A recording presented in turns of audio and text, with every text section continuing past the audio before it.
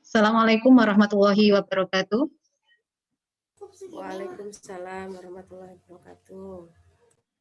Di sini saya akan melakukan pengimbasan AKM, asesmen kompetensi minimum, yang telah saya dapatkan dari pelatihan kemarin. Ya.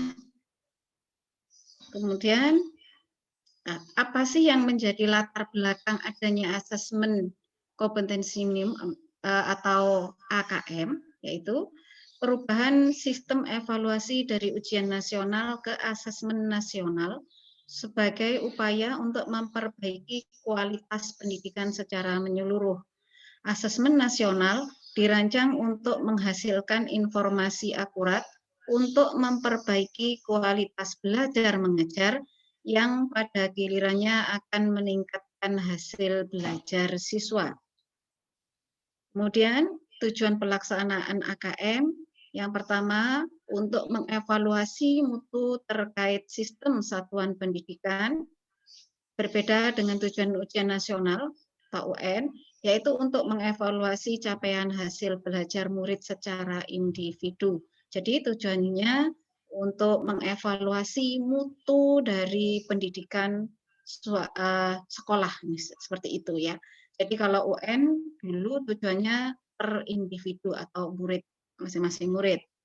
Kemudian manfaat AKM sebagai potret kualitas pembelajaran di sekolah atau daerah, kemudian sebagai umpan balik peningkatan kualitas pembelajaran di sekolah, dan sebagai dasar penyusunan program peningkatan kualitas pembelajaran.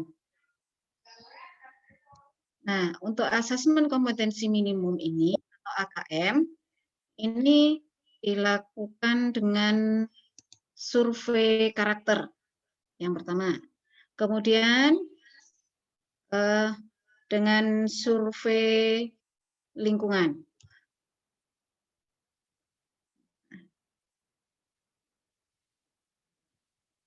Untuk survei ini, nah ini ya, survei karakter dan survei lingkungan belajar ini dilakukan di tempat satuan pendidikan. Jadi untuk karakter ini, untuk siswanya, bagaimana karakter siswanya, kemudian untuk lingkungan belajar, ini bagaimana kondisi lingkungannya. Nah, kemudian untuk asesmen atau yang diujikan nanti yaitu asesmen numerasi dan asesmen literasi. Nah, untuk asesmen literasi yaitu literasi ini ya, membaca didefinisikan sebagai kemampuan untuk memahami, menggunakan, mengevaluasi, merefleksikan berbagai jenis teks tertulis untuk mengembangkan kapasitas individu sebagai warga Indonesia dan warga dunia untuk dapat berkontribusi secara produktif kepada masyarakat. Numerasi adalah kemampuan berpikir menggunakan konsep, prosedur, fakta, dan alat matematika untuk menyelesaikan masalah sehari-hari pada berbagai jenis konteks yang relevan untuk individu sebagai warga negara Indonesia dan dunia. Nah, untuk teknis pelaksanaan asesmen nasional ini berbasis komputer dan bersifat adaptif. Jadi pertanyaan yang disajikan bergantung kemampuan siswa. Nih. Kemudian peserta AKM-nya yaitu seluruh satuan pendidikan. Jadi mulai dari SD, SMP, SMA, atau SMK. Dan tidak semua murid, berbeda dengan ujian nasional. Kalau ujian nasional berarti kalau SD kelas 6 semua wajib mengikuti UN, tapi untuk peserta AKM ini tidak. Ya, jadi untuk kelas misal SD berarti dilaksanakan pada kelas 5 dan tidak semua murid. Jadi diambil sampel. Jadi pemilihannya sampel secara acak. Ya. Untuk SMP dilakukan di kelas 8. Untuk SMA atau SMK dilakukan di kelas 11. Jadi sangat berbeda sekali dengan ujian nasional. Nah, kemudian jadwal pelaksanaannya untuk SD, MI, dan paket A atau ULA ini ya. Hari pertama tes literasi 75 menit, terus survei karakternya 20 menit. Hari keduanya tes numerasi 75 menit, survei lingkungan belajar 20 menit. Untuk SMP, MTS, dan paket B, WUSTO, SMA, SMP, MTS, dan paket B WUSTO, hari pertamanya tes literasi,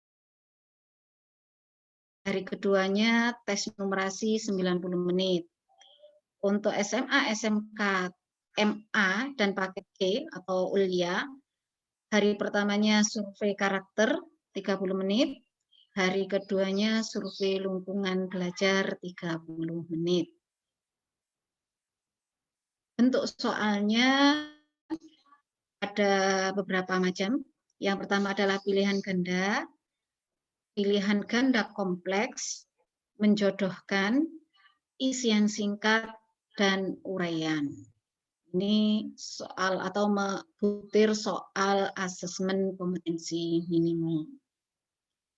Dan untuk jumlah soalnya, ya, jumlah soal untuk kelas 11 36 butir soal literasi membaca, dan 36 butir soal numerasi. Siswa akan menempuh soal yang sesuai dengan tingkat kemampuan siswa itu sendiri. AKM disusun berdasarkan indikator-indikator kompetensi yang membentuk lintasan kompetensi hasil belajar yang bersifat kontinum. Komponen AKM literasi membaca, ini ada beberapa ya, konten, proses kognitif, dan konteks. Untuk konten, ini mencakup teks informasi dan teks fiksi. Teks informasi yaitu teks yang bertujuan untuk memberikan fakta, data, dan informasi dalam rangka pengembangan wawasan serta ilmu pengetahuan yang bersifat ilmiah. Teks fiksi, teks yang bertujuan untuk memberikan pengalaman, mendapatkan hiburan, menikmati cerita, dan melakukan perenungan kepada pembaca. Proses kognitif ini menemukan informasi, interpretasi, dan integrasi, kemudian evaluasi dan refleksi. Menemukan informasi yaitu mencari, mengakses, serta menemukan informasi tersurat dari wacana. Interpretasi dan integrasi ini memahami informasi tersurat maupun tersirat, memadukan interpretasi antar bagian teks untuk menghasilkan inferensi. Evaluasi dan refleksi menilai kredibilitas, kesesuaian, maupun keterpercayaan teks serta mampu mengaitkan isi teks dengan hal lain di luar teks. Untuk konteks mencakup personal, yaitu berkaitan dengan kepentingan diri secara pribadi, sosial budaya, berkaitan dengan kepentingan antar individu, budaya, dan isu kemasyarakatan, dan saintifik, berkaitan dengan fakta ilmiah, baik yang telah dilakukan maupun futuristik. Sekarang untuk yang komponen AKM numerasi. Mencakup konten, meliputi ini ya, bilangan, meliputi representasi, sifat urutan, dan operasi beragam jenis bilangan cacah, bulat, pecahan, desimal. Pengukuran dan geometri meliputi mengenal bangun datar hingga menggunakan volume dan luas permukaan dalam kehidupan sehari-hari, juga menilai pemahaman peserta didik tentang pengukuran panjang, berat, waktu, volume, dan debit, serta satuan luas menggunakan satuan baku. Data dan ketidakpastian meliputi pemahaman, interpretasi, serta penyajian data maupun peluang. aljabar, meliputi persamaan dan pertidaksamaan, relasi dan fungsi, termasuk pola bilangan serta rasio dan proporsi. Yang konten, kemudian proses kognitif.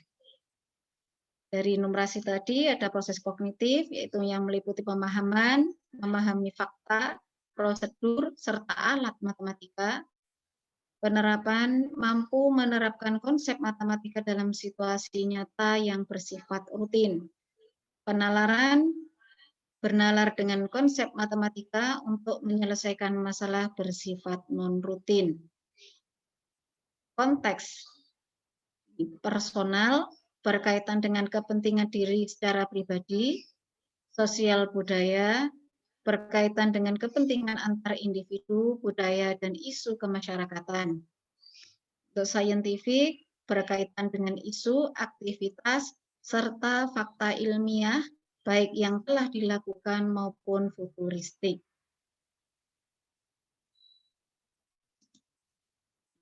Dari hasil AKM, dilaporkan dalam 4 kelompok yang menggambarkan tingkat kompetensi yang berbeda. Jadi anak-anak setelah melakukan AKM ini akan dikelompokkan menjadi 4, ya. Jadi untuk yang literasi, kelompok yang pertamanya perlu intervensi khusus. Nah, ini yang perlu intervensi khusus, detailnya atau tingkat kompetensinya, murid belum mampu menemukan dan mengambil informasi eksplisit yang ada dalam teks maupun membuat interpretasi sederhana. Dikatakan kelompok dasar jika murid mampu menemukan dan mengambil informasi eksplisit yang ada dalam teks serta membuat interpretasi sederhana. Dikatakan cakap jika murid mampu membuat interpretasi dari informasi eksplisit yang ada dalam teks, serta mampu membuat simpulan dari hasil integrasi dalam beberapa informasi dalam suatu teks. Dikatakan mahir jika murid mampu menginterpretasi beberapa informasi lintas teks, mengevaluasi isi, kualitas, cara penulisan suatu teks, dan bersikap reflektif terhadap isi teks. Ini yang literasi. Kemudian untuk yang numerasi, untuk kelompok yang pertama perlu intervensi khusus, ya. Detailnya perlu intervensi khusus jika murid hanya memiliki pengetahuan matematika yang terbatas. Murid menunjukkan penguasaan konsep yang parsial dan keterampilan komputasi yang terbatas. Untuk kelompok dasar, murid memiliki keterampilan dasar matematika, komputasi dasar dalam bentuk persamaan langsung, konsep dasar terkait konsep geometri dan statistika, serta menyelesaikan masalah matematika sederhana yang rutin.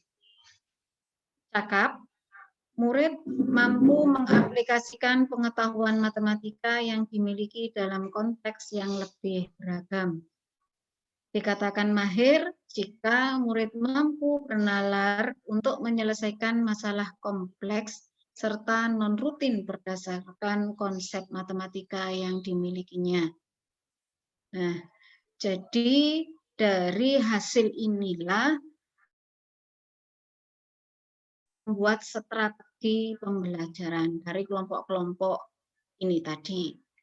Jadi itu yang bisa dilakukan. Nah,